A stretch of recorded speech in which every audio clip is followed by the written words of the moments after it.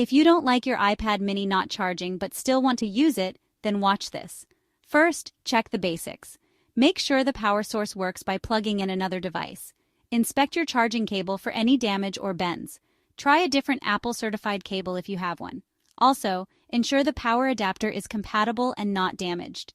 Next, clean the charging port. Use a can of compressed air or a soft, dry brush to gently remove dust or debris. Never use sharp objects. They can damage the port. Now, let's restart your iPad mini. For iPad minis without a home button, press and quickly release volume up, then volume down.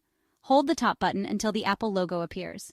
For those with a home button, press and hold both the top button and the home button until the Apple logo shows up. Lastly, check for software updates. Go to Settings, then General, and Software Update. Updates can fix bugs that cause charging issues. If none of this works, the charging port might be damaged. Visit an Apple store or an authorized service provider for help. Got it? Great. Now get back to enjoying your iPad mini.